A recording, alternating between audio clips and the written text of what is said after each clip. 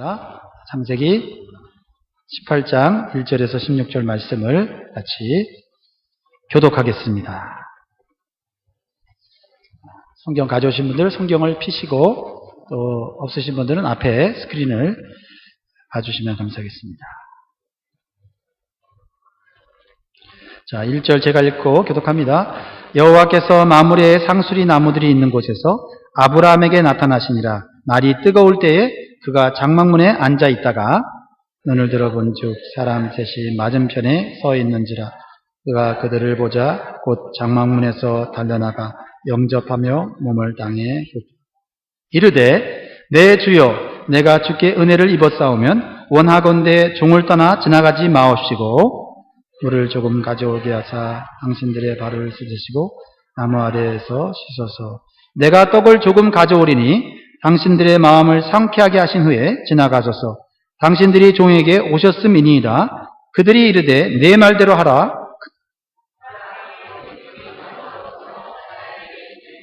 엉키 고운 가루 세 쌀을 가져다가 반죽하여 떡을 만들라 하고 아브라함이 또 가축대 있는 곳으로 달려가서 기름지고 좋은 송아지를 잡아 하인에게 주니 그가 급히 요리한지라.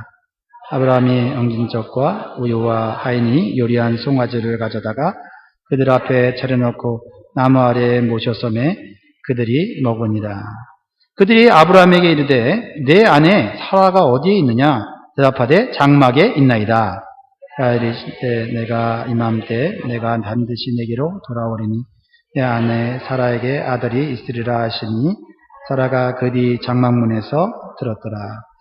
아브라함과 사라는 나이가 많아 늙었고 사라에게는 여성의 생리가 끊어졌는지라. 사라가 속으로 웃고 이르되 내가 노쇠하였고 내 주인도 늙었으니 내게 무슨 즐거움이 있으리요. 여호와께서 아브라함에게 이르시되 사라가 왜 웃으며 이르기를 내가 늙었거늘 어떻게 아들을 낳으리요 하느냐. 여호와께서 능히 못한 일이 있겠느냐. 기한이 이를 때에 내가 내게로 돌아오리니 사라에게 아들이 있으리라. 사라가 두려워서 부인하여 이르되 내가 웃지 아니하였나이다. 이르시되 아니라 내가 웃었느니라. 그 사람들이 거기서 일어나서 소돔으로 향하고 아브라함은 그들을 전송하러 함께 나가니라. 아멘. 할렐루야. 네, 오늘도 하나님께서 여러분들을 평강과 은혜로 채워주시기를 간절히 소원합니다. 우리 옆 사람을 축복할까요? 하나님이 당신과 영원히 함께 계십니다. 우리 믿음으로 선포하면서 격려하겠습니다.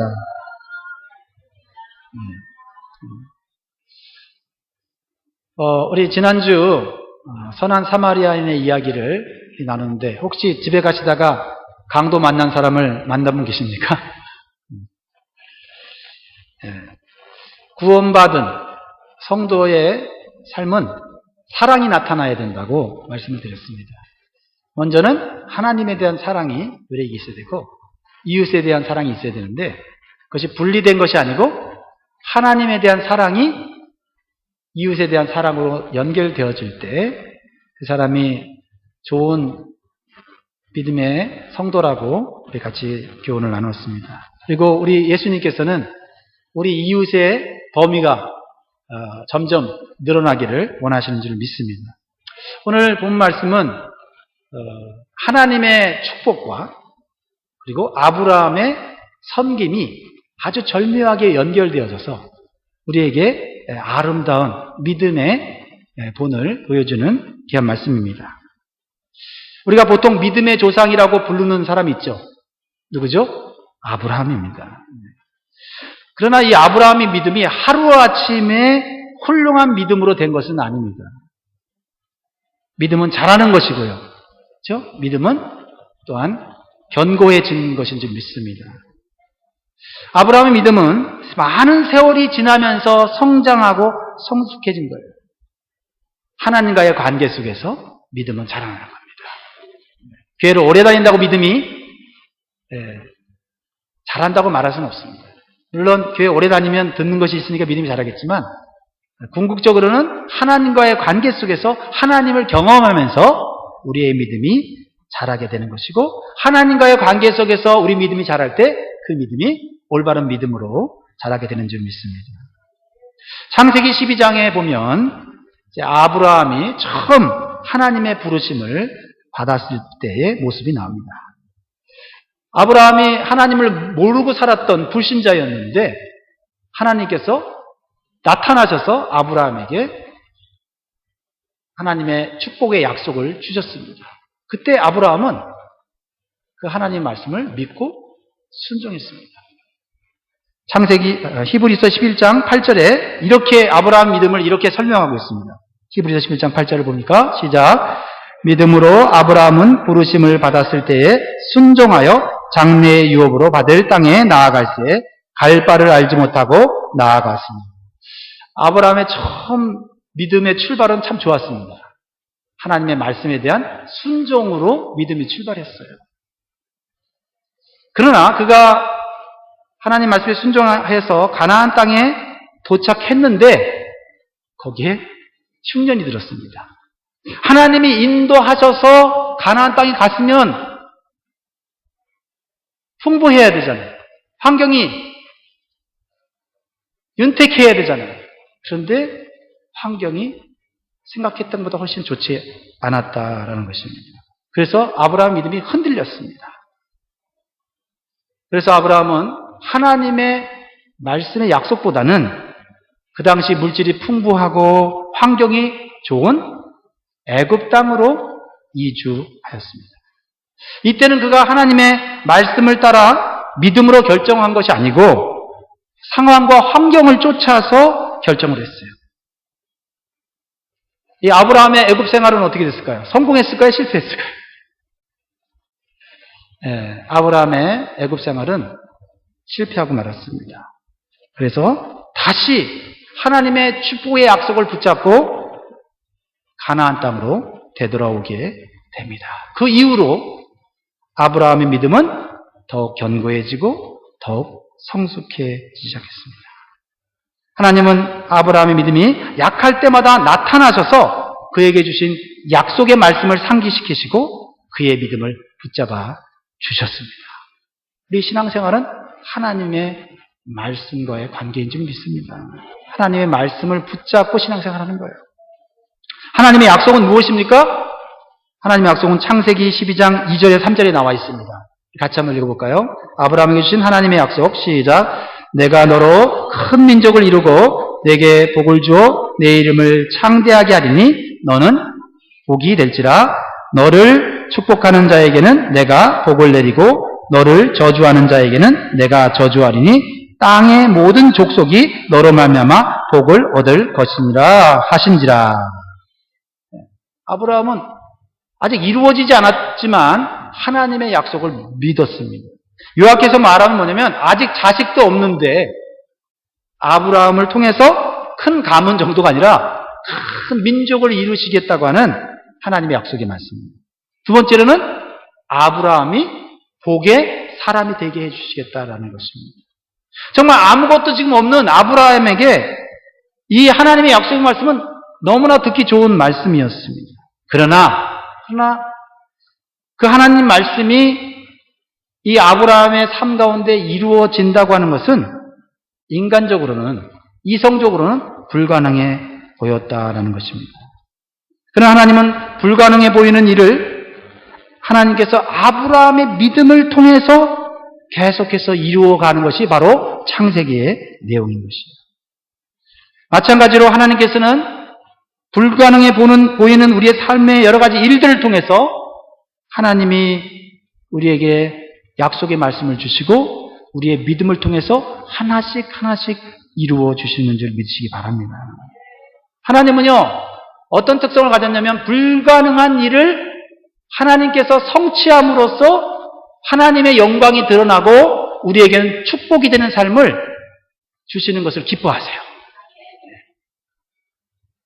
그래서 히브리서 11장 6절에 보니까 하나님에 대해서 이렇게 말씀하고 있어요. 같이 읽을까요? 시작. 믿음이 없이는 하나님을 기쁘시게 하지 못하나니 하나님께 나아가는 자는 반드시 그가 계신 것과 또한 그가 자기를 찾는 자들에게 상 주시는 이심을 믿어야 할지니라.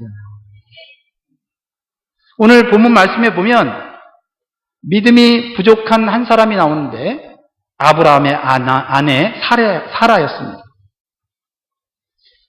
이 믿음이 부족한 아브라함의 아내 사라에게 하나님은 자신이 어떠한 존재인지를 가르쳐 주심으로써 이 사라의 믿음을 견고하게 하시고 사라에게 하나님의 놀라운 약속의 성취를 이루시는 것을 보게 됩니다.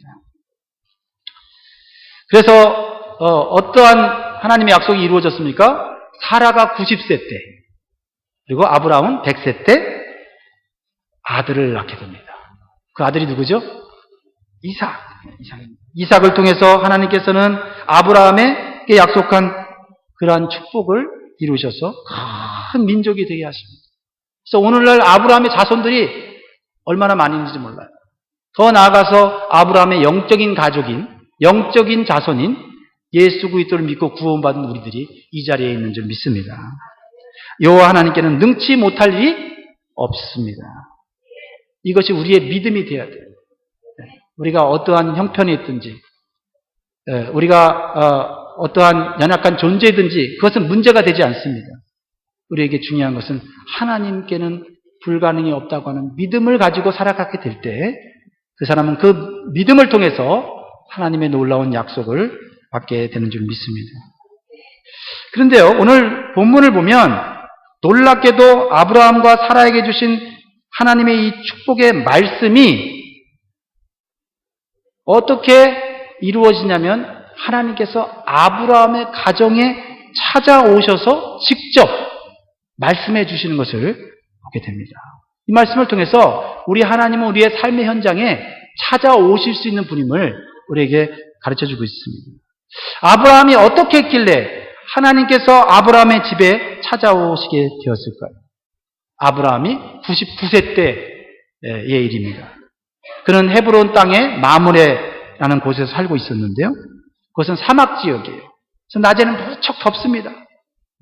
그래서 사막 기후에 사는 사람들은 보통 낮에는요 어떻게 합니까?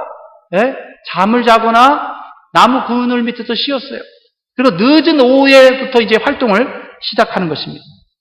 그런데 아브라함은 지금 오늘 본문에 보니까 가장 뜨거운 시간, 정오, 아마 12시 정도 되었을 것 같아요. 가장 뜨거운 시간에 일어나서 자기 집 앞에 앉아 있습니다. 왜 그랬는지는 정확하게 기록되어 있지는 않지만은 그 집 앞에 앉아서 있었는데 자기 앞을 지나가는 나그네를 보게 된 것입니다. 그 나그네가 3명이라고 오늘 본문에 말하고 있는데요. 그러자 아브라함은 갑자기 눈을 번쩍 뜨더니 자기 앞에 있는 이 3명의 나그네를 향하여 준비되었던 것처럼, 계획되었던 것처럼 그 나그네들을 향하여 달려가고 있는 모습을 보게 됩니다. 오늘 2절 말씀.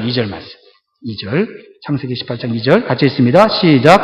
눈을 들어 본즉 사람 셋이 맞은편에 서 있는지라 그가 그들을 보자 곧 장막문에서 달려나가 영접하며 몸을 땅에 눕혀. 그들은 아브라함이 아는 사람이 아니었습니다. 아브라함이 초청한 사람도 아니었습니다. 낯선 사람들이었어요.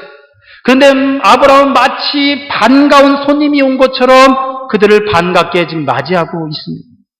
그리고는 약속도 되지 않은 이 나그네들을 위해서 급히 음식을 준비하는 거예요. 아내 사라에게 떡을 만들려고 합니다. 그리고 하인을 시켜서 심지어는 기름지고 좋은 송아지를 한 마리를 잡아서 정성껏 대접을 하는 것입니다. 오늘날로 말하면 텍사스 프라임 스테이크를 정성껏 구워서 대접하는 거예요. 결코 쉬운 일이 아닙니다. 이것은 아브라함의 몸에 배인 섬김의 자세가 아니고서는 이러한 정성과 사랑이 담긴 손님 대접을 할 수 없다는 것입니다. 저는 이 아름다운 아브라함의 섬김을 보면서 저는 감동과 도전을 받습니다. 이 아브라함의 섬김과 이웃사랑은 구원받은 성도의 삶을 보여주는 좋은 모범으로서 나타나고 있다는 것입니다. 여러분, 이 말씀을 계속 보면 알게 되는데 이 아브라함이 섬긴 이 3사람은 놀랍게도 2사람은 천사였고 한 분은 하나님이신 것을 볼 수가 있습니다. 구약 성경에 보면 하나님께서 사람의 모습으로, 사람의 모양으로 나타나는 경우가 몇 번 있었습니다. 이것은 이제 신학적인 용어로 하나님의 현현, 신현이라고 말합니다. 테오파니, 들어보셨어요? 테오파니? 라고 말하는데, 하나님께서 우리의 삶의 현장에 나타나시는 것을 의미해요. 하나님의 신현이 가장 확실하게 나타난 것이 있는데, 그게 뭐죠? 예수 그리스도께서 이 땅에 사람의 몸을 가지고 이 땅에 성육신하신 사건이에요. 인카네이션이죠. 하나님께서는 우리와 멀리 계시지 않습니다. 우리와 함께 있기를 원하고 우리 주변에서 우리를 돕기를 원하시는 분이세요. 그래서 예수님의 다른 이름이 뭐예요? 임마누엘이라고 합니다. 임마누엘. 하나님이 우리와 함께 계신다라는 것이에요. 그런데 아브라함이 이 세 명의 나그네가 천사들과 하나님이라는 것을 처음부터 알고 섬겼을까요? 아니면 모르고 섬겼을까요? 사람마다 생각하는 것이 조금씩 다를 수 있겠지만은 처음부터 알지는 못한 것으로 보입니다. 성경 히브리서 기자가 쓴 성경을 보면 아브라함이 이 나그네들이 천사라는 사실을 모르고 섬겼다고 기록하고 있어요. 히브리서 13장 2절 한번 읽어볼까요? 히브리서 13장 2절 같이 읽습니다. 시작. 손님 대접하기를 잊지 말라. 이로써 부지 중에 천사들을 대접한 이들이 있었느니라 라고 말하고 있습니다. 부지 중이라는 게 뭐죠? 알지 못한 가운데 손님을 대접했다라는 것입니다.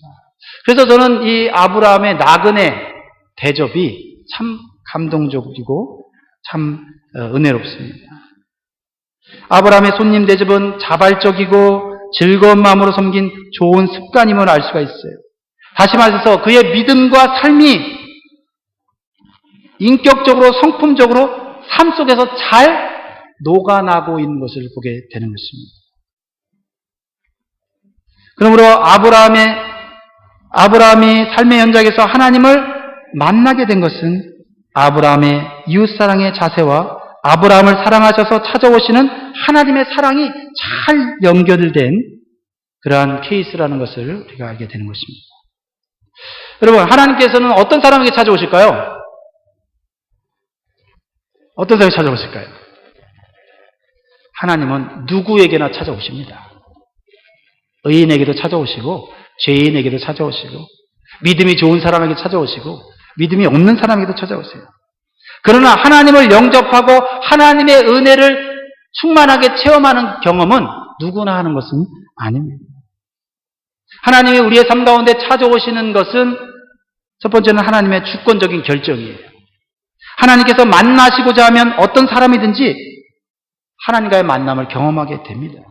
예를 들면 모세가 광야에서 양을 치는 사건이 출애굽기에 나오는데요.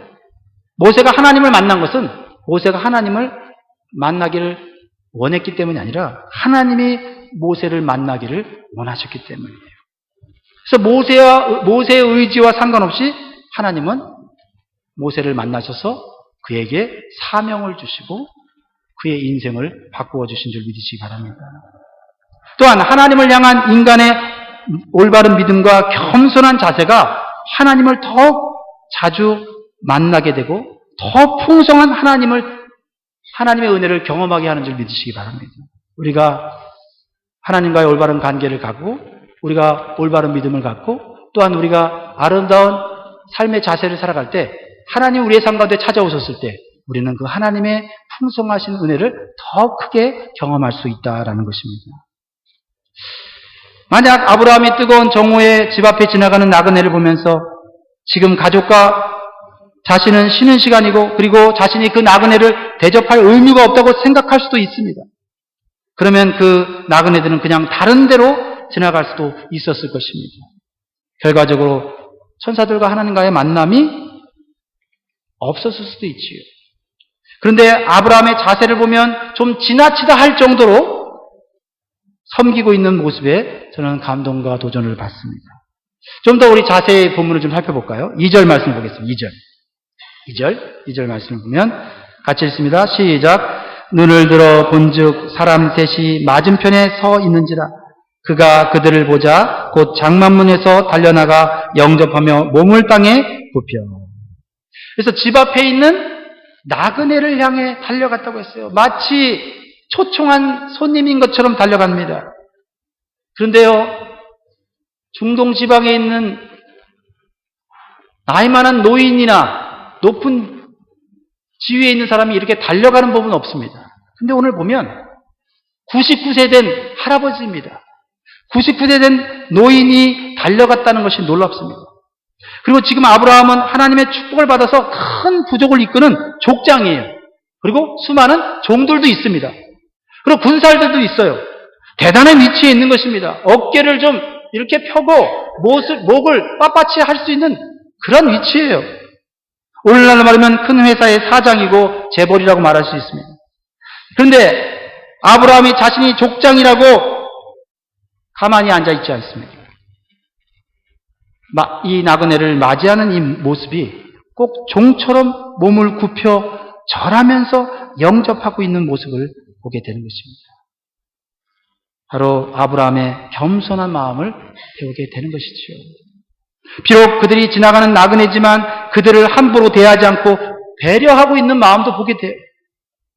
자, 창세기 18장 3절로 4절 한번 읽어보겠습니다. 같이 읽습니다. 시작. 이르되 내 주여 내가 주께 은혜를 입었사오면 원하건대 종을 떠나 지나가지 마옵시고 물을 조금 가져오게 하사 당신들의 발을 씻기시고 나무 아래에서 씻어서. 여러분, 누가 대접하는 사람이고 누가 대접을 받는 사람입니까? 네, 아브라함이 대접하는 사람이고 나그네들은 대접을 받는 사람이에요. 근데 아브라함이 그 낯선 나그네들에게 뭐라고 요청하고 있습니까? 내가 주께 은혜를 입어 싸우면 주의 종의 집에 들어오셔서 발을 씻기시고 나무 아래서 쉬었다 가십시오. 도대체 누가 은혜를 입은 겁니까? 나그네들 아니에요? 여기서 우리는 아브라함이 얼마나 하나님의 은혜를 받은 믿음의 사람인지를 알 수가 있어요. 여러분, 하나님의 크신 은혜를 받은 사람은 다른 사람을 대접하고 섬기면서 그것이 하나님이 주신 은혜라고 깨닫는 거예요. 저는 신앙생활 하면서 그런 성도들을 많이 봤습니다. 대접하고 섬기고 봉사하고 그러면서 어떻게 이렇게 열심히 섬길 수가 있습니까? 어떻게 이렇게 헌신할 수 있습니까? 이렇게 물어보면 뭐라고 얘기해요? 이 모든 것이 하나님의 은혜입니다 라고 얘기하잖아요. 세상 사람들은 이해할 수 없는 말이죠. 섬기고 대접하는데 내가 오히려 하나님의 은혜를 받고 있다라고 말하고 있는 거예요. 아브라함은 섬기려는 나그네들에게 나에게 은혜를 베풀어 주십시오. 어떤 은혜요? 내가 당신들을 섬길 수 있는 은혜를 나에게 달라고 요청하고 있는 모습을 보게 됩니다. 이것은 아브라함이 지금까지 자기가 큰 부족을 이루고 큰 재산을 이루고 또 이렇게 평안하게 살 수 있는 것, 하나님의 은혜라는 것을 그는 망각하지 않았다는 거예요. 그렇죠? 여러분 삶 가운데서도 지금까지 살아온 것이 하나님의 은혜라고 고백이 되어지십니까? 그렇죠. 그 하나님의 은혜를 받은 우리가 누군가를 섬기고 싶은 마음이 있을 때 그것을 보상을 바라고 우리가 섬깁니까? 하나님이 주신 은혜를 나누어 주고 싶어서 섬기는 거죠. 그런데 그렇게 섬기다가 좀 잠깐 헷가닥해갖고, 그렇죠? 처음엔 하나님의 은혜를 받아서 그 은혜를 보답하는 심정으로 섬겼는데, 섬기다 보면 또 섭섭한 일도 생기고 오해하는 일도 생기다 보니까 하나님의 은혜를 망각하게 되면 어떻게 돼요? 내가 이렇게 섬겼는데 반응이 이렇게 안 좋을 수가 있는가? 이렇게 되는 경우도 종종 있지만 그럼에도 불구하고 하나님께서 우리에게 은혜를 베푸셔서 그 은혜를 이웃에게 하나님의 사랑을 보여줌으로써 우리는 오히려 기뻐하고 감사하고 우리가 오히려 은혜를 받았다라고 얘기를 하는 것입니다. 그렇죠? 근데 하나님의 은혜를 잊어버리고 내 안에서 말라칠 때도 있습니다. 그러면 자발적으로 즐거운 마음으로 섬길 수가 없게 되는 것이죠. 이러할 때 우리는 무조건적인 은혜를 베풀어 주신 하나님의 은혜를 묵상할 필요가 있어요. 우리를 위해서 자신의 생명을 내어주기 위해서 이 땅에 오신 예수 그리스도의 십자가의 은혜를 다시 묵상할 필요가 있습니다. 그랬을 때 우리에게 베풀어 주신 은혜가 얼마나 큰지를 우리 안에서 깨닫기 시작하면, 야, 이 받은 은혜를, 이 받은 축복을 어떻게 사용할까, 어떻게 섬길까 하는 마음이 우리 안에서 샘솟듯 나오는 줄 믿으시기 바랍니다. 결국은 내가 누군가를 섬기고자 하는 마음은 결국 내가 복받은 사람이라는 것을 증명하는 것이고, 누군가를 계속해서 섬기고 특별히 이웃과 나그네 알지 못하는 사람들을 섬기는 그것은 또 다른 하나님의 축복을 끌어당기는 믿음의 행위다라는 것이에요.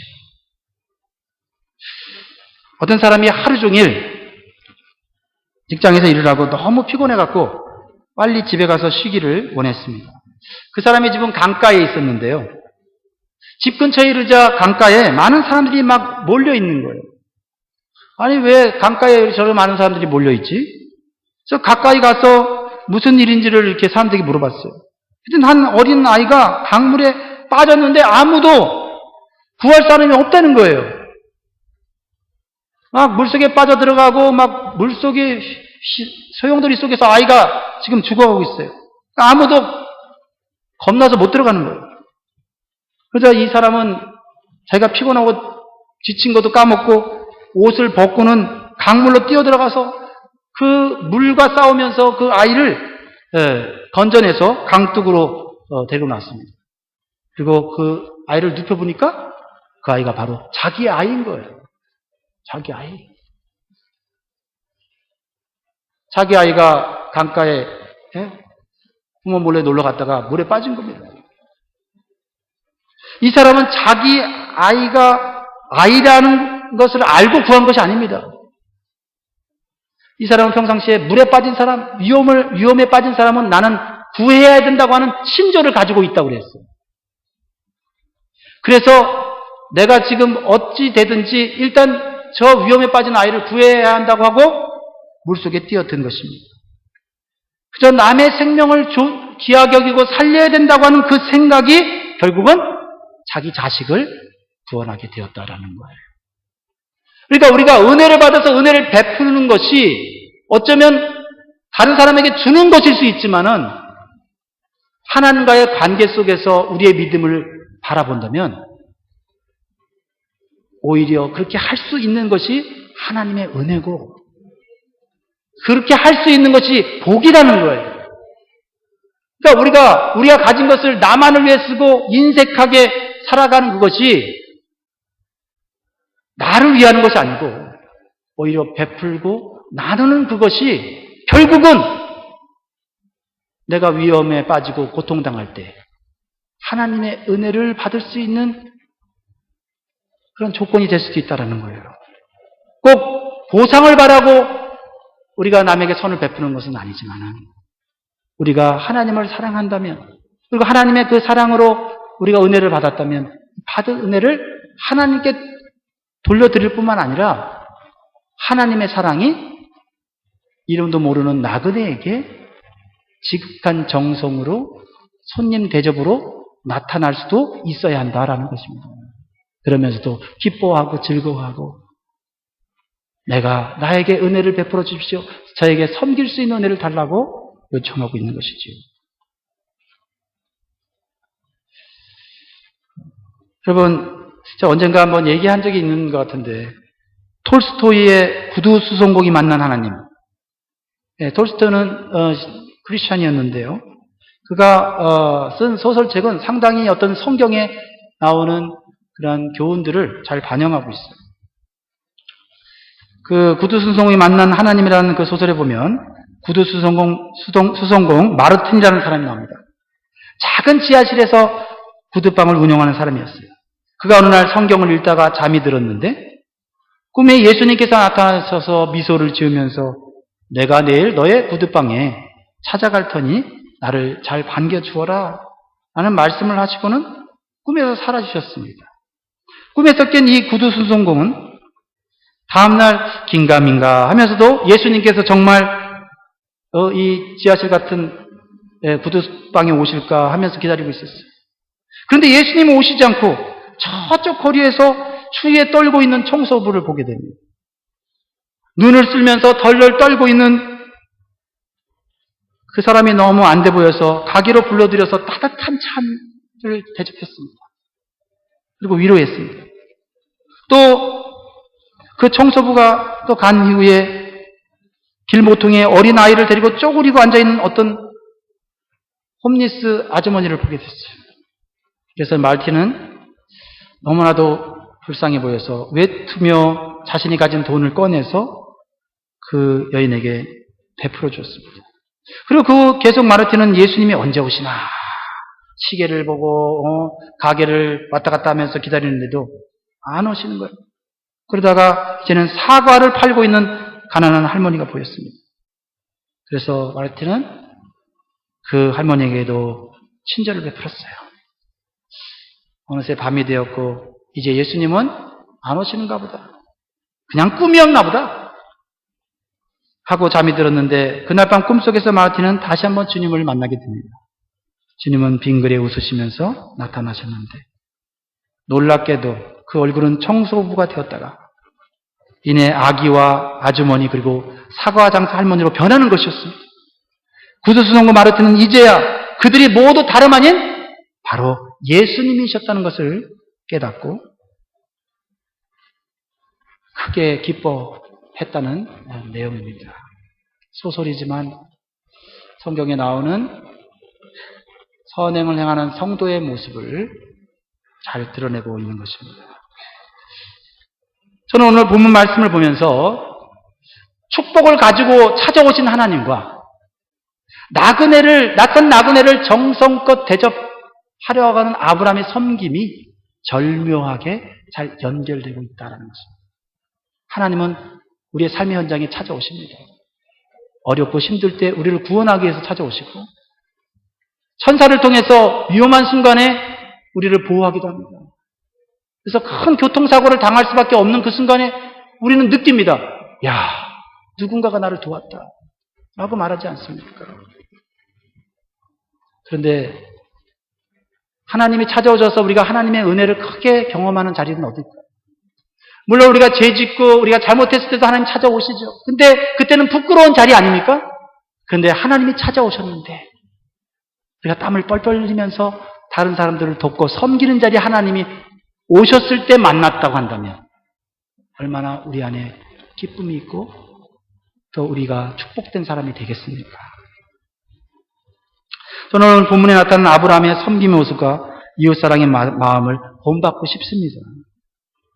목사임에도 불구하고 대접만 받을 줄 알았지 대접하는 것이 참 부족하구나 하는 그런 부끄러움도 느껴졌습니다. 참으로 하나님의 은혜를 받은 성도의 모습이 바로 오늘 아브라함, 믿음의 조상 아브라함의 모습입니다. 자신이 은혜를 베풀고 섬기면서도 오히려 즐거워하고 섬김을 받는 대상에게 은혜를 받게 해달라고 하는 이 모습이 제 뇌리 속에 떠나질 않습니다. 오늘 우리는 이 믿음의 사람 아브라함을 통해서 예수님을 발견하게 됩니다. 그죠? 예수님은 하나님의 아들이시지만은 하늘 보좌를 버리시고 낮고 천한 사람의 모습으로 이 땅에 오셔서 나그네와 같이 방황하는 우리들에게 자발적으로 종처럼 우리를 섬기시고 제자들의 발을 씻기시고 그리고 우리를 위해서 십자가에 못 박혀 죽으심으로써 우리의 죄를 대신하셨습니다. 그래서 빌립보서 2장 6절에서 8절 예수님에 대해서 이렇게 말씀하고 있어요. 같이 한번 읽어보겠습니다. 빌립보서 2장 6절로 8절 시작.